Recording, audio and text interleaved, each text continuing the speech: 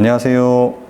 세무법인 스타텍스 윤현웅 대표 세무사입니다. 오늘은 요즘에 좀 핫한 상속세 개편안에 대해서 한번 말씀을 드릴게요. 한 7월 말에서 8월 초 정도에 세법 개정안이 나올 텐데, 그러니까 상속세 개편 방안이 아직 나오진 않았지만 얘기는 되고 있는 거죠. 그래서 다음 달이나 뭐 이번 달 말 개편안이 나올 것 같습니다. 근데 일단은 지금까지 나온 말들을 살펴보면 상속세를 좀 많이 완화하는 쪽으로 아무래도 얘기가 돼 있죠. 그래서 상속세 과표를 좀 올리자. 지금은 어떻게 됐냐면 1억, 5억, 10억, 30억, 그 다음에 30억 초과로 좀 잘게 나눠져 있어요. 그래서 요거를 3배 늘려서 3억, 15억, 30억, 90억, 그 다음에 90억 초과로 이렇게 나눴어요. 그리고 세율도 10%, 20%, 30%, 40%, 50%였던 것을 6%, 12%, 뭐 18%, 24%, 30%로 조금 많이 완화를 했거든요.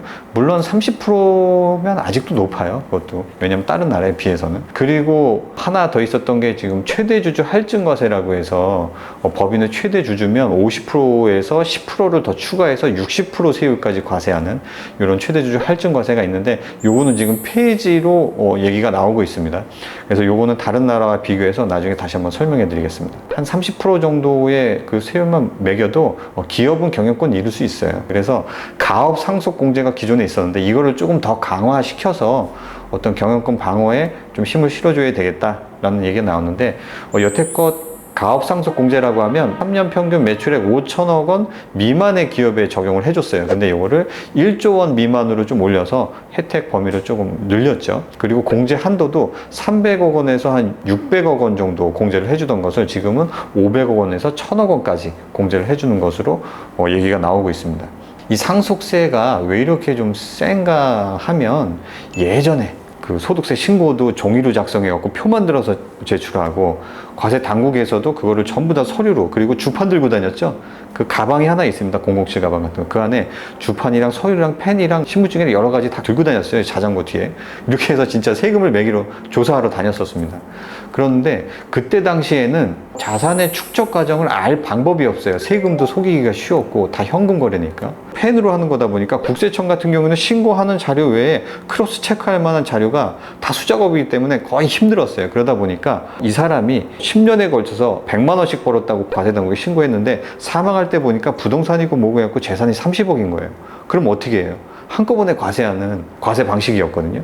그런데 지금 같은 경우에는 소득세 신고가 굉장히 예전보다는 말도 못하게 투명해졌죠. 지금 2000년대 초반부터 전부 다 카드를 사용하잖아요. 지금도 뭐 근로자들 소득공제할 때면 카드 사용액에 따른 공제, 현금 영수증 발행금액에 따른 공제가 아직도 남아있어요. 그래서 지금은 반대로 얘기하면 어떤 사업자들의 매출이 그대로 다 노출이 되고, 투명하게 소득세도 예전에 비해서 많이 납부를 하고 있어요. 그래서 재산의 축적 과정이 굉장히 투명한데도 불구하고 상속세는 그대로 놔뒀습니다. 그래서 고소득자를 예로 들어보면 10억 초과 구간은 소득세 플러스 지방소득세가 49.5%죠. 그렇게 높은 세금을 내고 나머지 금액으로 어디에 투자해서 또 자산을 축적한 거잖아요. 이거의 절반을 또 가져간다고 하면 지나친 과세죠. 특히나 이게 기업이라고 하면 대부분의 자산 가치는 주식으로 돼 있을 거예요. 근데 주식에 대해서 50%, 그것도 모자라서 10% 할증과세에서 60%를 가져간다고 하면 경영권 방어가 굉장히 힘들겠죠. 그래서 몇 년 전에 모 게임사의 대표분이 사망하셨는데, 거기 같은 경우에는 상속세를 낼 수 없기 때문에 주식으로 물납을 했어요. 그러면 2대 주주가 지금 기획재정부예요. 거기에 부인, 그러니까 엄마죠. 한 번만 더 상속 일어나면 게임 업체는 공기업이 됩니다. 그래서 이 정도로 굉장히 상속세가 무지막지해요. 그래서 저희가 한번 확인을 해봤는데, 상속세가 없는 나라가 익히 알고 있는 뭐 캐나다, 미국 일부, 호주, 스위스, 싱가포르, 뉴질랜드, 오스트리아, 그 다음에 스웨덴, 노르웨이, 이스라엘, 뭐 포르투갈, 룩셈부르크 등이, 여기는 아예 세금이 없어요. 그래서 아마 예전에 좀 연세 있으신 분들은 기억이 나실 텐데, 그 북유럽이 테니스 강국이잖아요. 이 사람들이 돈을 벌기 시작하면 국적을 바꿉니다. 우리 어렸을 때 생각으로는 어떻게 국적을 바꾸지? 뭐 때문에 그러지 하는데, 세금 때문이에요. 소득세를 절반 이상 떼가고, 그것도 모자라서 상속세도 굉장히 비쌌거든요. 근데 지금은 상속세를 아예 폐지를 시켰어요. 그리고 영국 같은 경우에는 상속세가 아직 남아있는데, 영국도 24년, 25년을 목표로 해서 지금 상속세 폐지를 추진 중이에요. 이러한 영국조차도 현행 그 기업에 대한 상속세는 어떻게 됐냐면 비상장 주식에 대해서는 100% 상속공제를 해주고요. 상장 주식 같은 경우에는 그 주식의 50%를 상속공제를 해주고 나머지 남아있는 50%도 세율 20%로 저율과세예요. 우리랑 반대죠. 우리는 뭐 50% 공제 이런 거 없습니다. 그냥 전체에 대해서 세율을 누진세를 매기는데 당연히 이게 상장 주식이 어떤 기업이라고 하면 굉장히 금액이 높겠죠. 근데 최대 주주라고 하면 여기서 10%를 오히려 더 얹어요. 영국이랑은 완전 반대죠. 그래서 10%를 더 얹어서 최고 60%까지 과세를 이렇게 해요.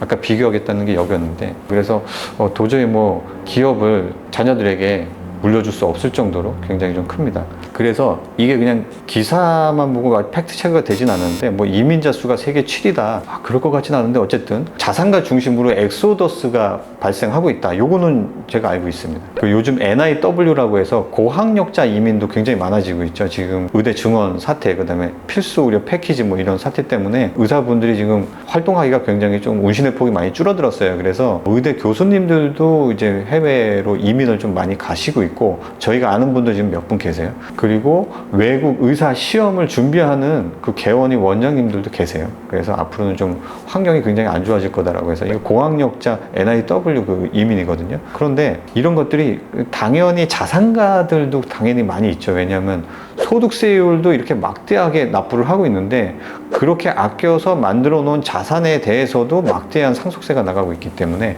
이거는 분명히 문제가 있다.